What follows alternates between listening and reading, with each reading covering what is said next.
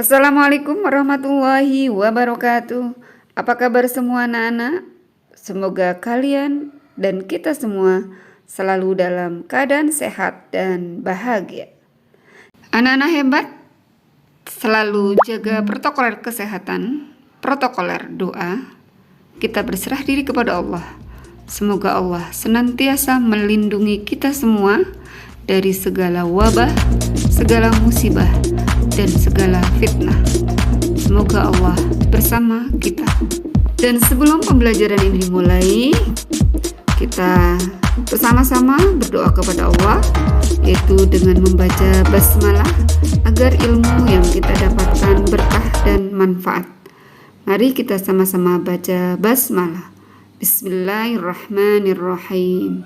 Anak-anak yang hebat, kita akan bahas apa pada hari ini? Oke, kita akan bahas kali ini yaitu tentang akhlak tercela kepada Allah, yaitu riya dan nifak.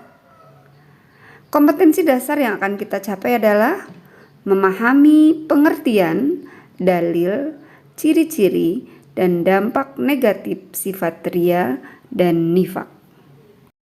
Akhlak tercela riya adalah suatu akhlak tercela yang wajib kita hindari, karena hal itu dilarang oleh Allah Subhanahu wa Ta'ala. Kita sebagai hamba Allah sudah sepatutnya memiliki rasa syukur kepada Allah dengan cara beramal dan beribadah secara ikhlas. Anak-anak, sebelum kita bahas tentang pengertian serta dalil dan tentang riya, tapi alangkah lebih baiknya biar kita semakin memantangkan hati untuk menghindari dan meninggalkan riya. Simak kisah berikut ini, yaitu kisah mujahid, ulama, dan dermawan yang masuk neraka. Kisah ini diambil dari hadis Abu Hurairah yang diriwayatkan oleh Imam Muslim, An-Nasai, Imam Ahmad, dan Imam Baihaqi. Rasulullah Shallallahu Alaihi Wasallam mengisahkan 3 orang Muslim di hadapan mahkamah Allah kelak. 3 orang Muslim itu adalah seorang mujahid, seorang alim, dan seorang dermawan. Ketiganya bukan surga yang diperoleh, justru neraka yang didapat ketiganya. Orang pertama dipanggil menghadap Allah. Ia merupakan seorang pria yang mati syahid. Saat di hari perhitungan, Allah pun bertanya, "Apa yang telah kau perbuat dengan berbagai nikmat itu?" Mujahid itu menjawab, "Saya telah berperang karenamu ya Allah, sehingga saya mati syahid," ujarnya. Allah Ta'ala pun menyangkalnya, "Kau telah berdusta. Kau berperang agar namamu disebut manusia sebagai orang yang pemberani. Dan ternyata kamu telah disebut-sebut demikian." Mujahid itu pun diseret wajahnya dan dilempar ke neraka jahanam. Orang kedua pun dipanggil. Ia merupakan seorang alim ulama yang mengajarkan Al-Quran pada manusia. Seperti orang pertama, Allah bertanya hal yang sama. "Apa yang telah engkau perbuat berbagai nikmat itu?" Sang ulama menjawab, "Saya telah membaca, mempelajari, dan mengajarkannya Al-Quran karena engkau," ujarnya. Allah berfirman, "Kamu berdusta. Kamu mempelajari ilmu agar disebut sebagai orang alim, dan kau membaca Al-Quran agar kamu disebut sebagai seorang qari." Sang alim ulama pun menyusul seperti mujahid, yaitu masuk ke neraka. Kemudian orang ketiga pun dipanggil. Kali ini ia merupakan seorang yang sangat dermawan. Sang dermawan dianugerahi Allah harta yang melimpah. Allah pun menanyakan tanggung jawabnya atas nikmat itu. "Apa yang telah engkau perbuat dengan berbagai nikmatku?" firman-Nya. Sang dermawan menjawab, "Saya tidak pernah meninggalkan sedekah dan infak di jalan yang engkau cintai, melainkan pasti aku melakukannya semata-mata karena engkau," jawabnya. Dia pun tak jauh beda dengan dua orang sebelumnya. Kau berdusta, firman Allah. Kau melakukannya karena ingin disebut sebagai seorang dermawan, dan begitulah yang dikatakan orang-orang tentang dirimu. Firman-Nya, sang dermawan yang ria ini pun diseret dan dilempar ke neraka bergabung dengan dua temannya yang juga menyimpan sifat ria di hati mereka.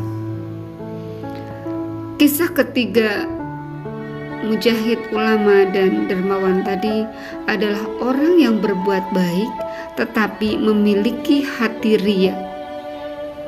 Di mata manusia, ketiganya merupakan seorang yang taat beribadah dan diyakini bahwa ia akan menjadi penduduk surga. Namun ternyata dalam hatinya adalah memiliki sifat ria. Hanya Allah yang mengetahui segala isi hati hamba-Nya.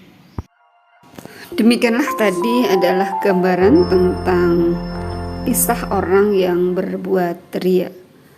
Anak-anakku, pada pembahasan kali ini kita akan mempelajari tentang pengertian ria, dalil tentang akhlak tercela ria, serta dampak negatifnya. Yang pertama adalah tentang pengertian. Pengertian ria. Ria secara bahasa artinya memamerkan atau memperlihatkan. Sedangkan secara istilah, ria itu adalah memperlihatkan sesuatu kepada orang lain, baik barang maupun perbuatan baiknya yang dilakukan, dengan tujuan agar perbuatan baiknya dilihat dan dipuji oleh orang lain. Sifat atau sikap tercela seperti ria juga ada hal yang sepadan dengan ria, yaitu sum'ah. Apa itu sum'ah?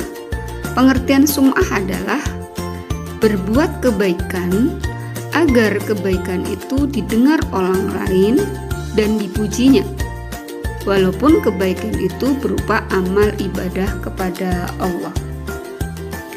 Orang yang sum'ah dengan perbuatan baiknya berarti ingin mendengar pujian orang lain terhadap kebaikan yang dilakukan.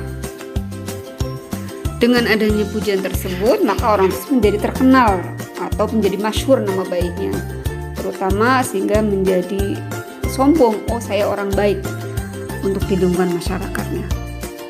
Maka dengan demikian, orang yang ria berarti juga orang tersebut sum'ah, sama-sama ingin memperoleh pujian dari orang lain atas perbuatan baiknya. Rasulullah Shallallahu Alaihi Wasallam bersabda dalam sebuah hadis yang diriwayatkan oleh Imam Bukhari, Bismillahirrahmanirrahim. Man sama'a sama'allahu bihi wa man yura'illahi bihi. Artinya, barang siapa berbuat baik karena ingin didengar oleh orang lain atau sum'ah, maka Allah akan memperdengarkan kejelekannya kepada yang lain. Dan barang siapa yang berbuat baik karena ingin dilihat oleh orang lain atau ria, maka Allah akan memperlihatkan kejelekannya kepada yang lain. HR Bukhari. Alangkah meruginya orang-orang yang memiliki sifat ria dan sum'ah, karena mereka yang bersusah payah telah mengeluarkan tenaga, harta, bahkan kekayaan, dan meluangkan waktu untuk berbuat baik, tetapi Allah tidak menerima semua itu karena amalnya dibarengi atau amalnya diiringi dengan perbuatan ria. Maka Allah tidak akan menerima amal ibadahnya. Bahkan dalam sebuah ayat juga dijelaskan, orang yang berbuat ria itu diperumpamakan seperti batu licin yang di atasnya ada tanah, kemudian batu itu ditimpa hujan lebat, lalu menjadilah bersih, tidak ada bekasnya. Bahwa artinya orang yang berbuat ria itu sama saja sia-sia ketika berbuat baik, karena tidak ada bekas apapun, tidak ada balasan apapun, yang ada hanya akan diberikan siksa oleh Allah sebagaimana dalam surat Al-Ma'un. Bismillahirrahmanirrahim.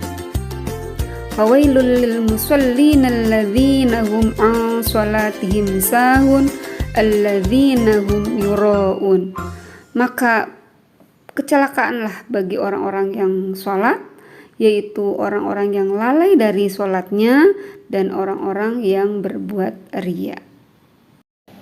Wahai anak-anak hebat, masih bisa kita lanjutkan ya tentang apa itu macam-macam riya.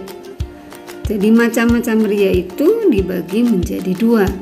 Satu, riya jalli, dan dua, riya khafi. Apa itu riya jalli? Riya jalli adalah ibadah atau kebaikan yang sengaja dilakukan di depan orang lain dengan tujuan tidak untuk mengagungkan Allah, melainkan demi mencari pujian orang lain atau mencari kebanggaan dari orang lain. Sedangkan yang kedua adalah riya khafi. Riya khafi itu adalah melakukan ibadah atau kebaikan secara tidak terang-terangan, tapi dengan maksud agar ia dihormati dan dimuliakan oleh masyarakat.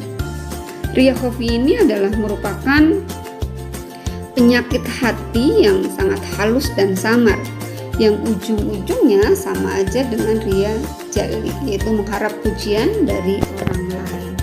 Baik anak-anak, kita lanjutkan. Sekarang adalah contoh perbuatan riya dalam kehidupan sehari-hari. Ibu yakin kalian pasti bisa mencontohkan. Siapa yang bisa mencontohkan? Angkat tangannya. Iya, baik. Ibu akan contohkan satu saja, nanti kalian pasti bisa mencontohkan bagaimana perbuatan riya. Contoh misalnya, orang yang melakukan perbuatan riya dalam kehidupan sehari-hari. Misalnya, ada seorang yang kaya gitu ya, menyumbang atau mendonasikan uangnya untuk masjid, dan uang tersebut diberikan di hadapan orang banyak dengan tujuan agar orang lain menilainya bahwa dia ada seorang yang ahli sedekah atau orang yang ahli memberikan sedekah jariyah. Nah, niat orang tersebut yang ingin dilihat orang lain sebagai orang yang ahli sedekah itu disebut dengan riya. Maka walaupun dia menyumbangkan uangnya sekian ratus juta, tetapi dia tidak memiliki ikhlas, tidak mempunyai hati yang ikhlas, maka amalnya bagaikan debu di atas batu licin, tertimpa air hujan, hilang seluruhnya. Itu contoh riya. Lalu bagaimana dampak orang yang melakukan perbuatan riya? Anak-anak harus paham dan tahu juga bahwa perbuatan riya itu membawa dampak negatif terhadap si pelakunya. Dampak negatif riya satu adalah menghapus pahala amal baiknya. Jadi semua amalnya itu terhapus karena perbuatan riya. Yang kedua, mendapat dosa besar karena riya termasuk perbuatan syirik kecil. Inna akhwafa ma akhafu alaikum syirkul asghar qalu ya Rasulullah wa ma syirkul asghar qala ar-riya. Artinya, sesungguhnya perkara paling aku khawatirkan dari beberapa hal, yang aku khawatirkan adalah syirik kecil. Sahabat bertanya, apa syirik itu ya Rasulullah? Beliau menjawab, riya. Yang ketiga, tidak selamat dari bahaya kekafiran, karena riya sangat dekat hubungannya dengan sikap kafir. Anak-anakku yang soleh dan soleha, selanjutnya adalah bagaimana cara menghindari riya. Perilaku menghindari perbuatan riya. Satu, memandang semua makhluk itu tunduk di bawah kekuasaan Allah, sehingga semua makhluk itu dapat mendatangkan kesenangan dan dapat menimbulkan pula bencana. Karena itu kita tidak membutuhkan pujian dan sanjungan dari orang lain. 2. Melatih diri untuk beramal secara ikhlas. Yang ketiga, berusaha menyembunyikan dan merahasiakan ibadah dari orang lain, semata-mata hanya mencari ridho Allah. Yang keempat, mengendalikan diri agar tidak merasa bangga apabila ada orang lain yang memuji perbuatan baik kita. Yang kelima, mengendalikan diri agar tidak emosi apabila orang lain meremehkan terhadap perbuatan baik kita. Dan yang terakhir adalah tidak senang memuji kebaikan orang lain secara berlebih-lebihan. Jadi ketika kita memuji orang lain itu yang sewajarnya saja agar si pelakunya itu tidak menjadi ria. Demikianlah anak-anak, itulah pembahasan tentang ria, betapa jeleknya perbuatan ria yang harus kita tinggalkan karena orang yang berbuat ria itu adalah akan mendapat azab Allah. Mudah-mudahan setiap langkah kita, setiap perbuatan kita selalu diiringi dengan ikhlas. Selanjutnya anak-anak, untuk menambah wawasan kalian, silahkan kalian membaca literasi di beberapa literatur dalam buku. Dan tak lupa silahkan kalian kerjakan evaluasi berikut ini.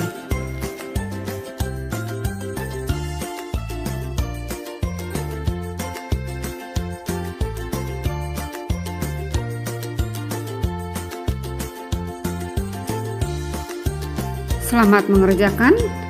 Demikian anak-anak pembahasan tentang ria kali ini. Kita lanjutkan pada pertemuan yang akan datang, yaitu kita akan bahas tentang nifaq. Anak-anakku semua, demikian saja yang dapat Ibu sampaikan.